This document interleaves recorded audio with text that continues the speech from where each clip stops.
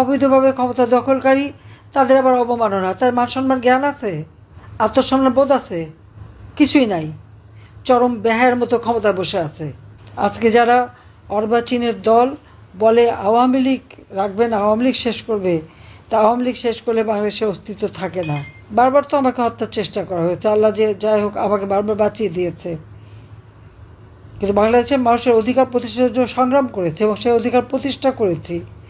আর এই বাংলাদেশকে, যেখানে একটা নির্বাচিত সরকার আমি পূর্ণ করতে পেরেছিলাম এবং শান্তিপূর্ণ ক্ষমতা হস্তান্তর, বাংলাদেশের ইতিহাসে ওই একবারই শান্তিপূর্ণভাবে ক্ষমতা হস্তান্তর হয়। আমরা মানুষ হত্যা করে ক্ষমতা আসে নাই। আওয়ামী লীগ যতবার ক্ষমতা এসেছে জনগণের ভোটে এসেছে। আজকে দেখলাম আমার বিরুদ্ধে কি শাস্তি দিয়েছে 6 মাসের জেল। কেন? আমি আদালত অবমাননা করেছি। আদালতটা কোথায়? আমাদের সেটাই প্রশ্ন। যে যুদ্ধ অপরাধীদের বিচারের জন্য 1973 সালে পার্লামেন্টে ওই আইসিটি আইন পাশ হয়, যুদ্ধ অপরাধীদের বিচারও শুরু হয়। জিয়াউর রহমান এসে এই বিচার বন্ধ করে দিয়ে কারাগার থেকে সবাইকে মুক্ত করে। গোলাম আজম পাকিস্তানি পাসপোর্ট ছিল, কোনোদিন বাংলাদেশের পাসপোর্ট নেয়নি। ওই পাসপোর্ট নিয়ে পাকিস্তানে চলে গিয়েছিল, ওই পাসপোর্ট নিয়েই ফেরত এসেছিল। আর মতিউর রহমান নিজামী থেকে শুরু করে যে কয়জন সাজাপ্রাপ্ত, এরা তখন যুবক ছিল। নারী নির্যাতন থেকে শুরু করে মেয়েদের ধরে ধরে পাকিস্তানের ক্যাম্পে দেওয়া, আমাদের সমস্ত বুদ্ধিজীবীদের হত্যা করা, সব কিছুর সাথে এরা জড়িত ছিল। সব কিছুর সাথে জড়িত ছিল। না পরে না বয়স টয়স বেড়েছে, সুন্দর দাড়ি হয়েছে এবং নুরানি চেহারা হয়েছে, কিন্তু এই চেহারা তখন ছিল না। এখনকার ছেলেপেলেরা জানবে? তাদের তো জন্ম হয়নি, জানবে কোত্থেকে? তখন এরা তো রীতিমতো জঙ্গি। পাকিস্তানি হানাদার বাহিনীর সাথে হাত মিলিয়ে যে গ্রামের পর গ্রাম তাদেরকে পথ দেখে নিয়ে গেছে, আগুন দিয়ে জ্বালিয়ে পুড়িয়ে ছারখার করেছে। 3 কোটি ঘর বাড়ি জ্বালিয়ে পুড়িয়ে ছারখার করেছিল। এমনও গ্রাম আছে যেখানে শুধু বিধবাই ছিল, কোনো পুরুষ ছিল না। যে সমস্ত নারীদেরকে ক্যাম্পে রেখে দিনের পর দিন পাশবিক অত্যাচার করে, অনেকে সুইসাইড করেছিল বলে তাদের কাপড়টা পর্যন্ত পরতে দিত না। তাদেরকে যখন উদ্ধার করা হয়, কি দুর্বিষহ অবস্থা তাদের। কেউ প্রেগনেন্ট, কেউ ক্ষতবিক্ষত শরীর, অর্ধ উলঙ্গ। ভারতের এক শিখ সৈন্য এদেরকে উদ্ধার করেছে। সব উদ্ধার করার সময় গিয়েছিল আমাদের মিত্রবাহিনী হিসেবে। তাদের মাথায় যে পাগড়িটা থাকে, ওই পাগড়িটা খুলে দিয়ে সেই আর ওই আইসিটিতে আমাদের বিচার করে যে আমরা কি কোর্ট অবমাননা করেছে। কি অবমাননা করেছে আমার বিরুদ্ধে? ওই সময় যে সময় আমি কথাটা বলেছি তখন আমার বিরুদ্ধে 227টা মামলা, সব নাকি মার্ডার কেস। তা যে ভালোই তো, আমি কোনো মার্ডার করি নাই, মার্ডার তো ওরা করেছে। আজকে তো তা প্রমাণ হলো যে আমাদের ইউনূস সাহেবের এক উপদেষ্টার কাছে ম্যাগাজিন পাওয়া গেল। অস্ত্র না থাকলে ম্যাগাজিন থাকে কিভাবে? এই তো তাদের নীতি আদর্শ। আর এই আদর্শ নিয়ে এই যে ছেলেমেয়েদেরকে বিভ্রান্ত করেছে। আজকে ছাত্রছাত্রীরা উপলব্ধি করতে পেরেছে যে হ্যাঁ, তাদেরকে কিভাবে বিভ্রান্ত করেছে এরা।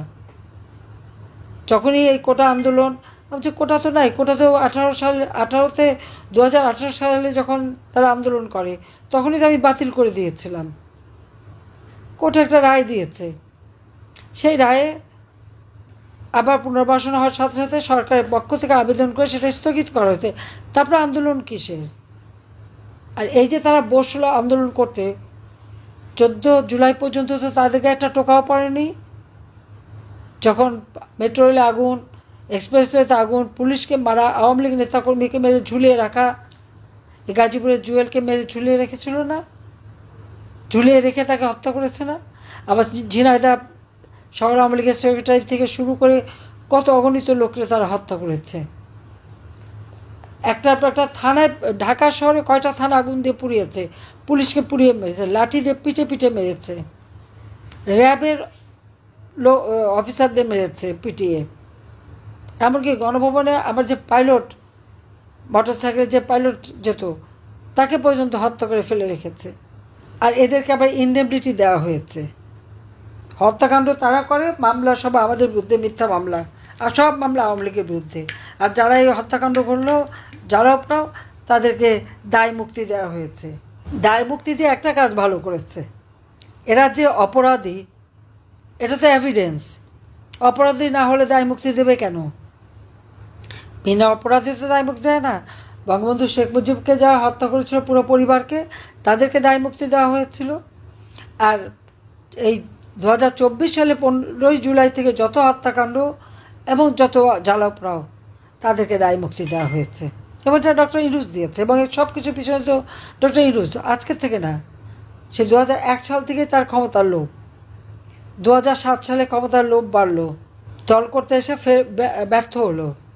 আর আমাদের বিরুদ্ধে মামলা, আমার বিরুদ্ধে 227টা মামলা যখন দিয়েছে, আমি বলছি আমি তো খুন করি নাই, তো এখন 227 জনের তালিকা করে রাখো, আমার খুন করার একটা লাইসেন্স পেলাম। এটা নাকি আদালত অবমাননা।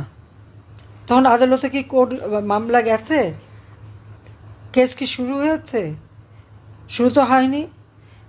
আর এই আইসিটি আজকে যে আদালত বসিয়েছে, আইসিটির মূল যে আইন, সেই আইন এক্সিকিউটিভ অর্ডারে সংশোধন করেছে। সংশোধন করবার অধিকার তাদের কে দিয়েছে? আমার প্রশ্ন সেটা। আজকে ওই চিফ প্রসিকিউটর এবং যারা এই উপদেষ্টা আছে, আইন উপদেষ্টা আসিফ নজরুল থেকে শুরু করে ইউনূসকে আমি জিজ্ঞাসা করি, তাদের জবাবদিহি করতে হবে। তাদের কি লিগ্যাল রাইট আছে? জনগণের ভোটে নির্বাচিত হয়ে ক্ষমতা এসেছে? সংবিধান মোতাবেক ক্ষমতা এসেছে?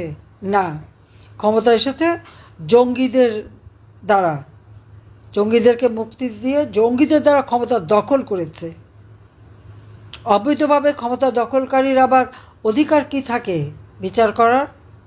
আর এই আইসিটিতে বিচার, সিআরপিসিতেও মামলা দিয়ে রাখছে, আবার আইসিটিতেও বিচার। একই অপরাধীদের দুই জায়গাতে বিচার হয় না? যখন আমি যখন যুদ্ধ অপরাধীদের বিচার করেছি ওই 73 সালের আইসিটিতে, তখন যারা এই অপরাধীদের সাথে ডিফেন্সে ছিল, ডিফেন্স লিস্টে, আজকে তারাই চেয়ারম্যান, তাদেরই একজন চেয়ারম্যান, তাদেরই একজন চিফ প্রসিকিউটর, তারাই সব। এটা তো আন্তর্জাতিকভাবে কোনোদিন স্বীকৃতি পায় না, সম্পূর্ণ বেআইনি এটা। আচ্ছা, এই বেআইনি আদালতে আমাকে শাস্তি দেয় কি আমি আদালতের অবমাননা করেছি? আরে আদালত কই যে অবমাননা? অবৈধভাবে ক্ষমতা দখলকারী, তাদের আবার অবমাননা। তার মান সম্মান জ্ঞান আছে? আত্মসম্মান বোধ আছে? কিছুই নাই। চরম বেহায়ের মতো ক্ষমতায় বসে আছে, লজ্জা শরমও নাই। এটা হলো বাস্তবতা। আর একটার পর একটা মামলা দিয়েছে। হ্যাঁ ঠিক আছে, মামলায় হাজিরা দিতে আমাকে নোট দিতে আমি আসবো, নিশ্চয়ই আমি আসবো, মামলা আমি মোকাবেলা করব। দেখি কত ধানে কত চাল, সেটাও আমি দেখে নেব। বাংলাদেশটা আমাদের জনগণের, আর আমার জনগণই শক্তি, আমার কোনো বিদেশি প্রভুও নাই, আর কিছু নেই। আমি যদি ক্ষমতা থাকতে চাইতাম, হয়তো কয়েকশো লোক মারতে হতো, আমি তো তা চাইনি কখনো। যে কটা হত্যাকাণ্ড ঘটেছে, সব কটা হত্যাকাণ্ড ওই মেটিকুলাসলি ডিজাইনের অংশ হিসেবে। এখানে পুলিশকে দোষ দিয়েও লাভ নেই, সেনাবাহিনীর সদস্যদেরকেও দোষ দিয়ে লাভ নেই। কিন্তু কেউ যদি কাউকে মারতে আসে, এখানে কারো অর্ডার দেওয়া লাগে না, এটা আইনেই আছে কিভাবে হবে। কিন্তু আজকে নির্যাতন চরম আকারে, কোনো মেয়েদের কোনো অধিকার নাই, আব্রু বলে কিছু নেই। কত বড় জঘন্য এরা বিএনপি করে, জামাত শিবির করে আল্লাহ রসুলের নাম নিয়ে। আর এইভাবে মেয়েদেরকে উলঙ্গ করা, মেয়েদেরকে রেপ করা, মেয়েদেরকে মানে তাদের পাশবিক অত্যাচার করা। তাদের ঘরে মা বোন নাই, মেয়ে নাই, আত্মীয়স্বজন নাই, সেটা একবার চিন্তা করে না এরা? অসভ্যতার সীমা থাকে। আমি জানি না এদের এত খাওয়া পড়া, এত সুযোগ সুবিধা দিয়ে কী অপরাধটা করলাম, সেটাই আমার নিজেরই এখন প্রশ্ন। যে আজকে প্রত্যেকটা সেক্টরে শিক্ষকদের কিভাবে অপমান করা, এবং তাদের চাকরি খাচ্ছে কি আওয়ামী লীগ করে। চরম অপমান করে করে শিক্ষকদেরকে জোর করে পদত্যাগ করায়, ছোট ছোট শিশু শিক্ষার্থীদের দিয়ে শিক্ষকদের অপমান করায়। এদের কি আর লেখাপড়া হবে কোনো দিন? তাদেরকে জোর করে পদত্যাগ করানো, যে সমস্ত চিত্র দেখলাম। কোন দিন না বাপ মারে বলে, হ্যাঁ লিখে দেন আপনি আমার বাবা না, পদত্যাগ করেন আমার পিতৃত্ব থেকে। এরা হয়তো একদিন সে বাপ মাকে তাই বলবে। সেটাই হলো বাস্তবতা। দিনমজুর কাজ পায় না, রিক্সাওয়ালা কাজ পায় না, তো কিসের দেশ চালাচ্ছে? যে বাজেট আমি দিয়ে আসছি, বাজেট তো ওই বাড়াতে পারলো না, আরও কমালো টাকা। কমাবে না কী করবো? তো নিজেটা চোর। ইনুস তো আমাকে দেয় শাস্তি। আমি জানি যেহেতু ডক্টর ইনুস তার নিজের কোম্পানির লেবারদের টাকা চুরি করে খেয়েছে, সেই লেবাররা তার বিরুদ্ধে মামলা করেছে। লেবার কোর্টে সে 6 মাসের সাজা পেয়েছে। তাকে তো সে যখন জামিন চেয়েছে সে জামিন পেয়েছে, সরকারের পক্ষ থেকে তো বাধা দেওয়া হয়নি। এইভাবে আমার দেশের প্রত্যেকটা শ্রেণীর মানুষের উপর আজকে চরম জুলুম। আজকে কোনো টাকা পয়সার হিসাব নাই, চরমভাবে সে দুর্নীতি করে যাচ্ছে, অর্থ পাচার করে যাচ্ছে। তার এই যারা আছে কতগুলি বানিয়েছে, কথা কথা হুকুম দেয়, এত বড় দুঃসাহস তাদের। আর অমনি যার যার বাড়ি ঢুকে পড়ে, লুটপাট করে, চুরি করে। সে কি মব জাস্টিস? এটা মব জাস্টিস নেই, এটা হলো মব সন্ত্রাস। সে সন্ত্রাসই করে বেড়াচ্ছে তারা। আজকে প্রত্যেকটা কবরে যে যাদেরকে এরা শহীদ বলছে, প্রত্যেকটা কবর থেকে লাশ তুলে আন্তর্জাতিক সংস্থা ডেকে নিয়ে এসে ফরেন্সিক করে দেখা হবে কীভাবে তারা মারা গেছে। আর যারা আহত, সে কোন দল করে, সে কি করে, সে অপরাধী না নিরপরাধী, আমি সেটা দেখি নাই। আর আমি সরকারে থাকা পর্যন্ত প্রত্যেকটা রুগীর চিকিৎসা পেয়েছে বিনা পয়সায়। তাদের বাবা মা কারো কোনো টাকা খরচ করতে হয়নি। সব টাকা প্রত্যেকটা হাসপাতালে আমি খরচ করেছি। আমরা বিনা পয়সা তাদের চিকিৎসা দিয়েছি। এরা জানে না, এখনও তারা হাসপাতাল ছাড়ে না।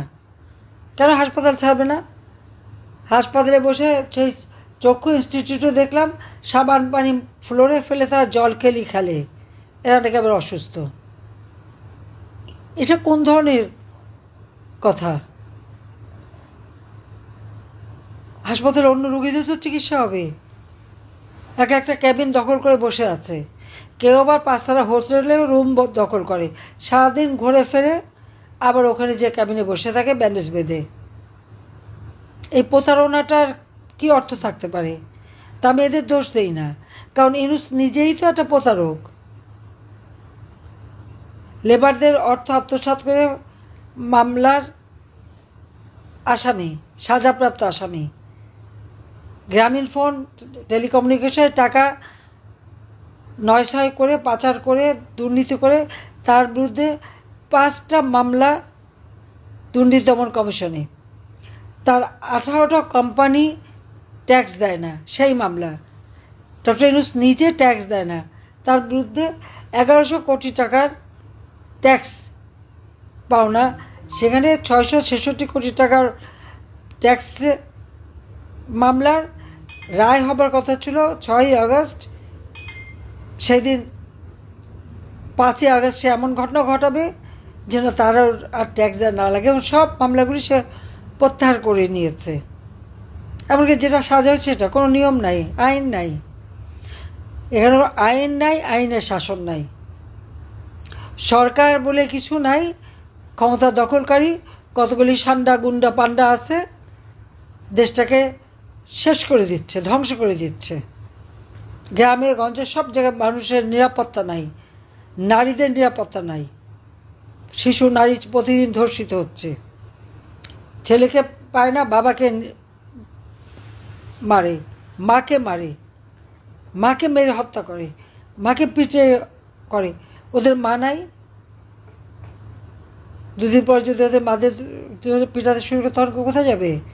কীভাবে ঠেকাবে? ঘর বাড়ি তো জ্বালিয়ে পুড়ে ছাড়খার, তাদেরও তো বাড়িঘর আছে। আর এখন তো আমার বোধহয় মামলা প্রায় 450, তার মধ্যে বোধহয় 440টার মতো খুনের মামলা। আজকে যারা এই দেশ শাসন করে তাদের শাসন করার কোনো অধিকার নাই। অন্যায়ভাবে অবৈধভাবে জঙ্গিদের দিয়ে দেশ দখল করেছে। এই দেশ আমার বাবা বা জাতির পিতা বঙ্গবন্ধু শেখ মুজিবুর রহমান স্বাধীন করে দিয়ে গেছেন, আর তাকে অপমান করা হয়, অবমাননা করা হয়। আর আওয়ামী লীগকে নাকি কোনো কার্যক্রম বন্ধ, নিষিদ্ধ করা হয়, ছাত্রলীগ নিষিদ্ধ করা হয়। এই ডক্টর ইউনূস একটা অবৈধ ক্ষমতা দখলকারী, তার প্রত্যেকটা হুকুম, প্রত্যেকটা অর্ডার অবৈধ। তাদের দেশ চালাবার কোনো বৈধতা নাই। অস্ত্র হাতে নিয়ে জঙ্গিদের ছেড়ে দিয়ে আওয়ামী লীগ নেতা কর্মীকে গ্রেপ্তার করে বন্দি করে রেখে মিথ্যা মামলা দিয়ে তাদের হয়রানি করা হচ্ছে। আজকে প্রায় 4-5 লাখ লোক আমাদের অ্যারেস্ট করেছে এবং তাদেরকে কারাগারে, যে কঠিন অবস্থার মধ্যে রাখছে, এবং প্রতিনিয়ত কারাগারে তারা মানুষ হত্যা করে যাচ্ছে, জেল হত্যা করছে। কাজে এখন আর সময় নাই। এদেরকে ক্ষমতার থেকে হটিয়ে দেশকে বাঁচাতে হবে, দেশের মানুষকে বাঁচাতে হবে। এবং আন্তর্জাতিকভাবেও দেশের কোনো সম্মান সে রাখতে পারে নাই। আজকে সে কীভাবে দেশকে অবমাননা করছে সেটা নিজেই দেখতে পারেন। আর 10 মাসের মধ্যে 11 বার খালি বিদেশেই গেছে।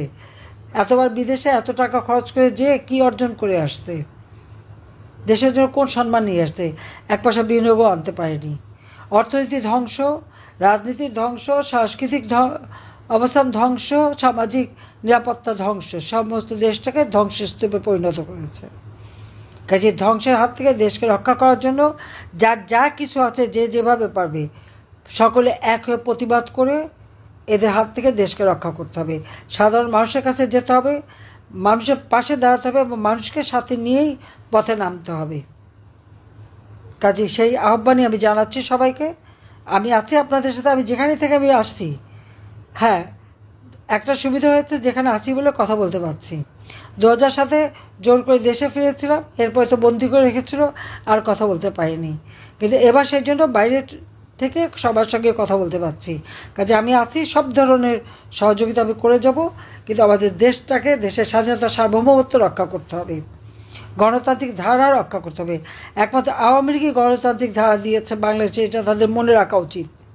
2009 সাল থেকে 2024 সালের এই আগস্ট মাস পর্যন্ত বাংলাদেশে গণতান্ত্রিক ধারা অব্যাহত ছিল। আর সেই গণতান্ত্রিক ধারাকে নস্যাৎ করে অবৈধ ক্ষমতা দখল করার পালা শুরু করলো ডক্টর ইউনূস। এরা তার ম্যাটিকুলাসলি ডিজাইন মাস্টার মাইন্ড দ্বারা। এটাই হলো বাস্তবতা।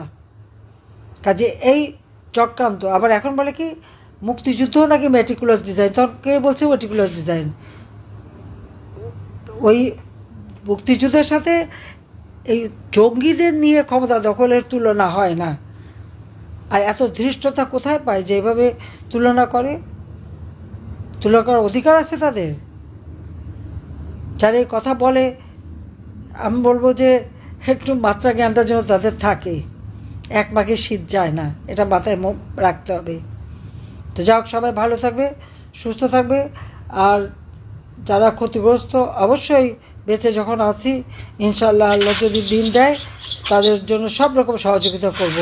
আমাদের যদিও কিছু নাই, যেটুকু যা ছিল সব জ্বালিয়ে পুড়ে ছারখার করে দিয়েছে, তারপরেও বাংলাদেশ আছে, জনগণ আছে, বেঁচে থাকলে সব করে দিতে পারবো। সবাই ভালো থাকো, সুস্থ থাকো। সবাইকে ধন্যবাদ। আবারও জয় বাংলা ফাউন্ডেশনকে ধন্যবাদ।